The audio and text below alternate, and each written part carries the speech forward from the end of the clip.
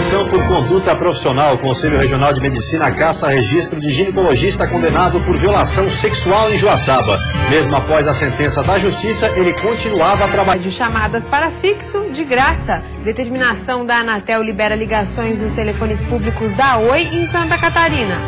Mais de 3 milhões de reais. Esse foi o valor arrecadado com a taxa ambiental de Bombinhas no primeiro ano do pedágio. Gasto com alimentação. Pesquisa mostra que o brasileiro está gastando mais para almoçar fora. E Florianópolis é a cidade mais cara do país quando se trata de comer em restaurantes. E no futebol, Joinville vence, mas não convence. Mesmo jogando em casa, o time foi eliminado da Copa do Brasil pelo Ituano. O Band de Cidade desta quinta-feira já está no ar.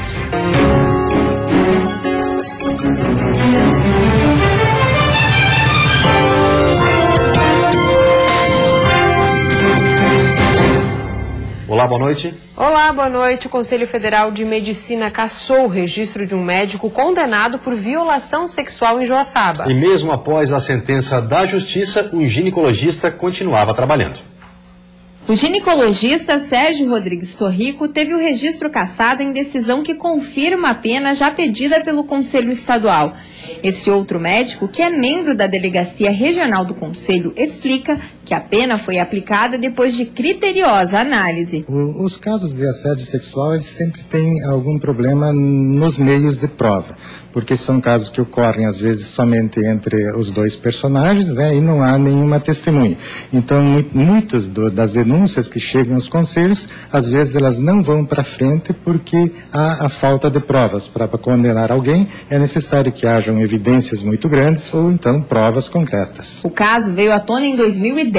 Sérgio foi acusado de molestar pacientes durante as consultas. Eu vou confirmar tudo que ele fez comigo na cara dele, eu quero que ele pague. De um jeito ou do outro ele vai ter que pagar. Nada justifica. Eu estava lá para cumprir o trabalho dele, não para abusar das mulheres. O médico que chegou a ser preso foi condenado em regime aberto por violação sexual, mas por ser réu primário teve a pena revertida em serviços comunitários. Na época, mesmo com a condenação, continuou atendendo em hospitais de Luzerna e Joaçaba. Não há mais como recorrer junto ao Conselho Federal de Medicina.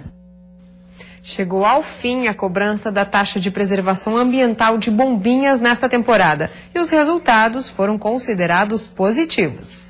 Segundo informações do portal Transparência, o valor arrecadado ultrapassa os 3 milhões de reais, ou seja, cerca de 1 milhão por mês desde que o pedágio passou a valer no município.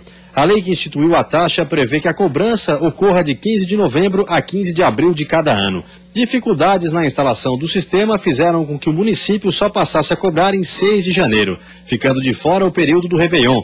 Por isso, a expectativa é que a arrecadação em 2016 supere a deste ano. A taxa varia de R$ 2,56 para motos até R$ 100 para ônibus de turismo. A medida ganhou interesse de outras prefeituras do estado. Em Florianópolis, o assunto chegou a ser discutido na Câmara de Vereadores, mas não teve sequência. O custo de operação do sistema é de cerca de 6 milhões de reais para um período de 2 anos. Falta menos de um mês para a conclusão da ponte de Laguna, mas o governo federal ainda não repassou toda a verba necessária. Mesmo assim, o DENIT garante que isso não vai atrapalhar a inauguração da obra. 15 de maio. Esta é a data para a conclusão das obras da ponte em Laguna. A declaração é do ministro dos Transportes. Do total de 700 milhões de reais, ainda falta o repasse de cerca de 34 milhões ao consórcio. Mas o governo federal garantiu que o valor será pago até o final do mês, não comprometendo a conclusão dos trabalhos. A expectativa com o término das obras é que seja marcada a data para a inauguração da ponte, que pode ser ainda em maio. Já sobre a iluminação, o governo ainda não chegou a uma posição final, o que deverá acontecer até o próximo dia 23. A expectativa do prefeito de Laguna é que a ponte seja inaugurada com iluminação feita através de geradores, pagos pelo DENIT, e que funcione assim até que se chegue a uma decisão para o impasse. A ponte de Laguna tem cerca de 3 quilômetros e é a maior ponte estaiada em curva do Brasil. E a seguir, volume de vendas no comércio cai no estado e preocupa o setor. E ainda a pesquisa nacional mostra que quem mora em Florianópolis paga ainda mais caro para almoçar em restaurantes.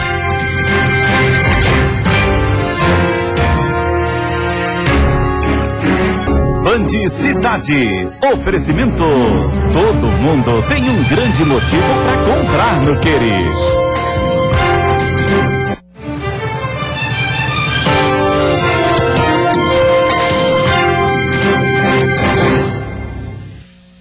Uma pesquisa divulgada esta semana mostra que o brasileiro que almoça fora de casa está gastando mais e Florianópolis é a mais cara do país quando se trata de comer em restaurantes. Com a correria do dia a dia e com os horários cada vez mais corridos, muitas pessoas preferem almoçar fora. E não é por luxo, não. É para agilizar a rotina. Com o trânsito cada vez mais complicado, se locomover pelas cidades leva mais tempo e é preciso voltar ao trabalho sem atrasos. Por isso, muitos trabalhadores ainda recorrem aos restaurantes e, na maioria das vezes, por necessidade. Mesmo assim, levando-se em conta, é preferível almoçar fora, porque para manter empregado, para fazer elaborar comida e o tempo que se perde, é conveniente comer fora. Mas almoçar fora está caro. Uma pesquisa inédita da Associação das Empresas de Refeição e Alimentação, Convênio para o Trabalhador, mostra que os brasileiros gastam hoje, em média, R$ 27,36 para almoçar nas grandes cidades. Com este cenário, os trabalhadores precisam arcar sozinhos com R$ 601,92 por mês. Este valor pago pela alimentação chega a representar mais de 76% do salário mínimo nacional, se considerarmos uma semana com 5 dias, de segunda a sexta-feira. Se levarmos em conta ainda os trabalhadores dos sábados, este valor fica ainda maior. Neste caso, o valor gasto sobe para R$ 711,36. E Santa Catarina aparece no topo da lista destes valores. Conforme a pesquisa, Florianópolis é o lugar mais caro no país para se almoçar fora. O consumidor paga um preço médio de R$ 39,93 pelo almoço. Os consumidores sabem que estão pagando mais caro, mas mesmo assim garantem que almoçar fora ainda é a melhor opção. Eu almoço fora há 30 anos aqui em Florianópolis. E realmente o preço dos restaurantes é muito caro. Cada ano a gente vê, nem cada ano, a cada semestre a gente vê que o preço aumenta. A desaceleração da economia refletiu no comércio e o volume de vendas no varejo catarinense entrou no negativo pela primeira vez desde 2003. Nas lojas, uma grande variedade de mercadorias, mas isso não tem sido suficiente para fazer o consumidor gastar. Maria, que é dona de uma loja de roupas há 11 anos, percebeu essa dificuldade. As coisas mudaram e a gente assim percebe que a própria situação do nosso país, né, ele não se encontra muito bem. E o pessoal está segurando porque gostariam de comprar, entende?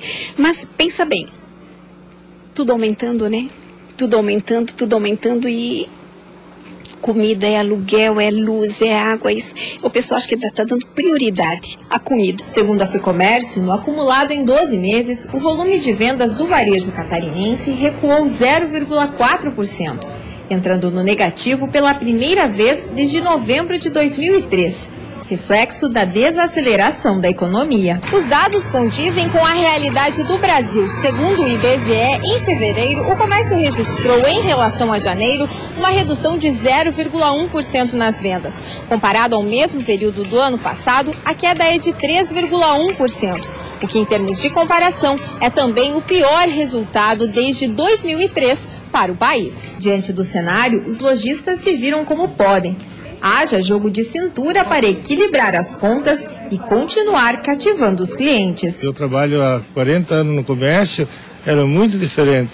Hoje você tem que ser muito criativo, você tem que procurar novas alternativas, você tem que ser esperto e usar bastante da honestidade com o teu cliente e se contentar em ganhar menos.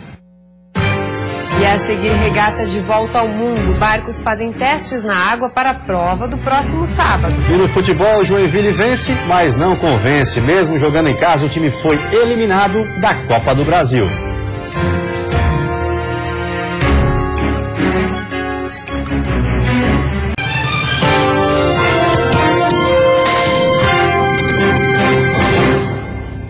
A Vila da Regata em Itajaí está abrindo mais cedo, agora às 10 horas da manhã. Os barcos fazem testes na água para a disputa da Import Race, que acontece no sábado. O barco dos espanhóis até que foi para a água. Fez alguns testes terça e quarta-feira, mas teve que parar para dar uma pausa. É que o mastro apresentou um problema. Os velejadores perceberam que parte dele estava solta e agora será preciso retirar da embarcação. De trabalho, mas a gente quer estar no domingo de cabeça fria de que a gente está largando a etapa sem nenhum problema. Poderia ter se optado por velejar, poderia ter se optado por seguir a regata assim como estava, mas a gente acreditou que o melhor era refazer o trabalho e que não correr nenhum risco. Ainda não há uma previsão para o barco voltar aos treinos. O tempo precisa colaborar. Mas a equipe está esperançosa e pensa nos próximos desafios. Vai ser o mesmo, seguir sumando pontos, sumando alguns puestos, tentando poner sempre barcos entre medio de nosotros e de los barcos que temos delante na general. Enquanto isso, as equipes SCA, Alvimédica e Brunel participaram do Praem, uma prova que não conta pontos na competição, mas serve para os velejadores testarem os barcos. Eles acabaram aproveitando também para treinar para outra largada, a Import Race, que acontece no sábado. A sexta-feira vai ser de nebulosidade variável, com chuva isolada na maioria das regiões, em função dos ventos úmidos que sopram do mar. A temperatura mínima fica em 11 graus na Serra e a máxima em 28 no litoral norte do estado. No Planalto Norte, mínima de 15 e máxima de 23 graus. No oeste, Vale do Itajaí e Grande Florianópolis, máxima de 27. E no sul, mínima de 20 e máxima de 25 graus. E agora o futebol, que teve vitória com gosto de derrota na Copa do Brasil. O Jack venceu o Ituano por 1-0 no jogo de volta na disputa da Arena Joinville, mas o resultado não foi suficiente para o tricolor se classificar. O desafio na Copa do Brasil era difícil. Tirar uma diferença de pelo menos 3 gols sem tomar nenhum. O técnico Emerson Maria foi para o jogo com o que tinha de melhor disponível. O lateral esquerdo, Heracles, fazia sua estreia com a camisa tricolor. E o atacante Jael retornava aos gramados depois de 204 dias. 10 mil torcedores vieram para apoiar o time. Tinha tudo para ser um jogo da superação. Tinha. Aos 7 minutos, o planejamento do treinador mudou. O Wellington Saci atingiu Clayson com o cotovelo e foi expulso. A dificuldade do tricolor aumentou. Com 1 a mais, o Ituano deu trabalho aos donos da casa. Nessa cobrança de falta, Oliveira subiu para espalmar. A esperança do torcedor reacendeu depois que Marcelo Costa cobrou falta. A bola sobrou na área para Thiago Luiz, que emendou para o gol, 1-0. No segundo tempo, o Joinville voltou pressionando e a situação ficou mais favorável depois que o Ituano perdeu Claudinho e Jonathan Lima, que foram expulsos por faltas violentas. E foi aí que Emerson Maria fez variações na equipe. O Joinville apostou na bola cruzada na área. Bruno Aguiar e Jael quase marcaram de cabeça. O atacante tricolor estava com fome de gol e nesse giro de pivô, de novo levou perigo ao gol de Fábio. O Ituano se arriscou pouco e quase chegou ao empate nesse chute de fora da área que Oliveira espalmou. A melhor chance do tricolor veio com Marcelo Costa. Ele avançou na área e chutou. Fábio, a queima-roupa, defendeu. Jael ainda tentou a sobra. Fim de jogo, Joinville eliminado, 1. Ituano classificado para a segunda fase, 0. Peguei ligações para fixo de graça. A determinação da Anatel libera ligações nos telefones públicos de Santa Catarina. E ainda medida drástica para conter a crise financeira. O prefeito de uma cidade da Serra cortou pela metade o próprio salário. É um instante só, a gente já volta.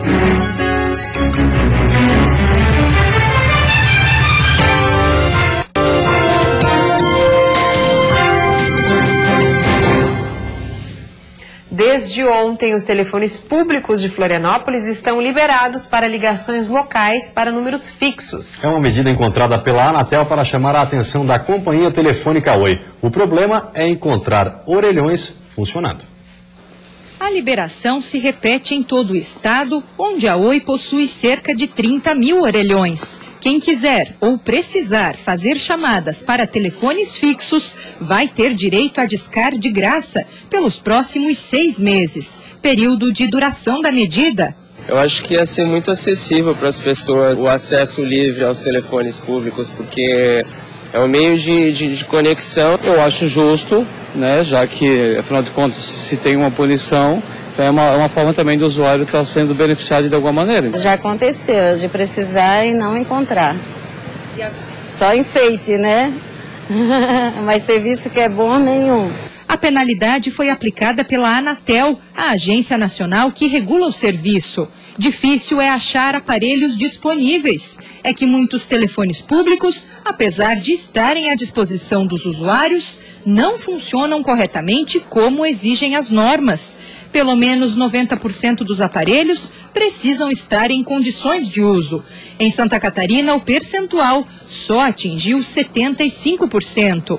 Os problemas mais comuns são causados pela falta de manutenção. São vários fatores, tem condições de predação, tem situações que eles ficam um pouco operantes. O problema é antigo e se repete em outros 14 estados brasileiros. De acordo com a Anatel, desde 2012, a Oi é responsável por 740 mil dos 900 mil orelhões existentes em todo o país. Em nota oficial, a empresa informou que está cumprindo a decisão e que acredita que a medida será temporária e que só vai durar até que os patamares de disponibilidade sejam regularizados. Os levantamentos da Anatel são atualizados a cada 6 meses e, se nada mudar até a próxima fiscalização, chamadas para celular e interurbanas poderão ser liberadas. Multas também não estão descartadas. Se descumprir a determinação, a Oi pode pagar R$50 mil por dia em cada estado onde está irregular. A Anatel vai fazer um acompanhamento semestral.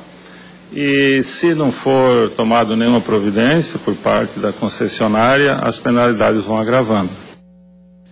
Uma cidade da região serrana decidiu tomar medidas drásticas para conter a crise financeira. Os salários de alguns cargos foram reduzidos pela metade, inclusive os do prefeito e vice. Em todos os municípios do estado, a luz vermelha para os momentos de crise já está acesa, já que a tendência para os próximos meses é de uma redução ainda maior nas verbas repassadas pelo governo federal. Com relação a fevereiro de 2015 e a março de 2015, então só na diferença de um mês, nós tivemos uma diferença de arrecadação a menor em R$400 mil. R$400 mil. Então, isso quase que inviabiliza uma prefeitura. Em Otacílio Costa, na Serra, os cortes no orçamento começaram na prefeitura da cidade, para diminuir os gastos e evitar demissões. Um conjunto de medidas foi adotado pela administração municipal. A partir do mês que vem, todos os cargos de função gratificada terão 50% da folha de pagamento reduzida. Cargos comissionados de direção e de assessoramento, como é o caso do prefeito e do vice-prefeito, também terão salários reduzidos pela metade. A medida, então, vale até o mês de junho, por 90 dias. Algumas medidas já estão valendo, né? A exemplo aqui eu posso citar a suspensão, né, das diárias, né, de ressarcimento de viagens, adiantamento de viagens, também a suspensão de adiantamentos salariais. Resolvemos aí cancelar a festa do município. O município é o primeiro da região a apresentar medidas. Segundo o prefeito, com essas reduções financeiras, eles vão conseguir economizar cerca de R$750 mil em 3 meses. Com isso, a gente espera aí reduzir, né, o gasto das secretarias e com isso também nós temos aí um poder maior de pagamento dos nossos fornecedores. Com a proximidade do prazo final para a entrega da declaração de imposto de renda, a procura de informações tem aumentado e os contadores têm trabalho dobrado. Faltando 2 semanas para terminar o prazo de entrega da declaração, a procura nas agências da Receita Federal tem aumentado. A orientação do agente é que os contribuintes não deixem para os últimos dias para não correr riscos. Os 2 últimos dias, o último dia que pode acontecer congestionamento na internet e a pessoa não conseguir transmitir a declaração dela e vai estar sujeita à multa ainda. Mesmo com a informatização de todo o processo e com a possibilidade de realizar a declaração sem sequer sair de casa, muita gente ainda prefere confiar aos contadores o procedimento. A pessoa, ela tendo um conhecimento básico de internet e de dados, alguns termos técnicos, ela consegue preencher a declaração tranquilamente, né? Se ela tem alguma dificuldade, a gente aconselha ela a procurar um contador, até para amanhã ou depois ela não estar numa malha, não ter problema. O contribuinte tem até o dia 30 de abril para entregar a declaração. A partir daí, ele pode ser multado em pelo menos R$ 165. Seu Geraldo de Medeiros já realiza declarações de imposto de renda há quase 50 anos. Hoje, ele faz uma média de 160 todos os anos. Com toda a experiência que tem, ele orienta aqueles que querem tentar enganar o leão. Quem quer sonegar, tem que pensar 35 vezes antes de sonegar. Porque muitas vezes é preferível pagar um pouquinho de imposto do que se incomodar lá na frente. Mais informações sobre o Imposto de Renda 2015 podem ser encontradas no site que aparece na sua tela. Os programas para declaração também estão disponíveis neste endereço. E você fica agora com o Jornal da Band. Uma ótima noite a todos e até amanhã. Boa noite para você e até amanhã.